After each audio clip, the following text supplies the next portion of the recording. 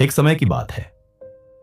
पुराने चीन में लाओ नामक प्रदेश के एक छोटे से गांव में एक बूढ़ा आदमी रहता था। वह बहुत गरीब था, लेकिन फिर भी राजा तक उससे ईर्ष्या करते थे, क्योंकि उसके पास एक अद्भुत सफेद घोड़ा आनत था। इतना सुंदर और दुर्लभ घोड़ा किसी ने कभी नहीं देखा था। एक दिन राजा ने अपने सेवकों को भेजा और उस घोड़े के बदले एक बहुत बड़ा इनाम देने की पेशकश की, लेकिन बूढ़े आदमी ने मना कर दिया। यह घोड़ा सिर्फ एक जानवर नहीं है, उसने कहा, यह मेरा परिवार है। भला कोई अपने परिवार को बेच सकता है?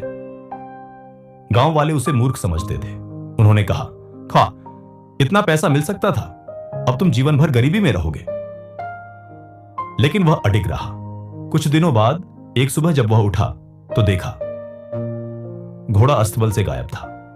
गांव वाले दौड़े आए और बोले, हमने पहले ही कहा था, घोड़ा चोरी हो गया, तुमने मौका गंवा दिया, अब यह अभिशाप है तुम्हारे लिए। बूढ़ा आदमी शांत था। उसने बस इतना कहा, बस इतना कहो कि घोड़ा नहीं है, यह शुभ है या अशुभ, कौन जानता है। गांव वाले हंसने लगे, पर कुछ दिनों बाद घोड़ा लौट आया, और अकेला नहीं आया, उसके साथ 12 जंगली घोड़े मोबियर भी थे। अब गांव वाले चौंक गए। वाह, यह तो सौभाग्य है, अब तो तुम अमीर बन जाओगे। बूढ़ा आदमी मुस्कुराया।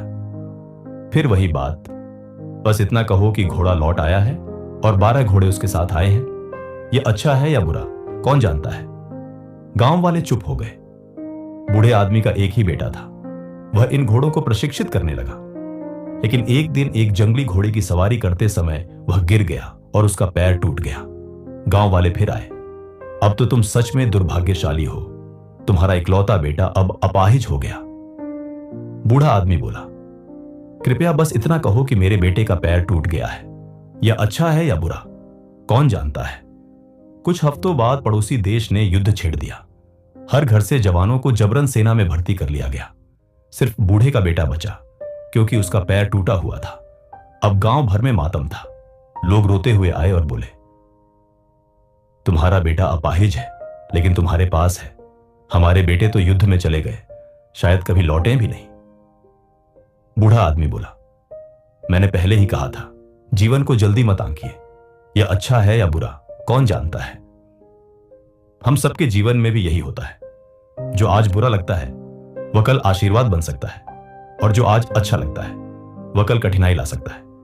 इस कहानी से हमें एक बात सीखने को मिलती है, जीवन को जैसे है वैसे ही स्वीकार करो। इसको कहते हैं समत्व या इक्वानिमिटी। जब हम किसी भी परिस्थिति को बिना तुरंत जज किए स्वीकार करना सीख जाते हैं, तभी हमें असली मन शांति और सुख मिलती है।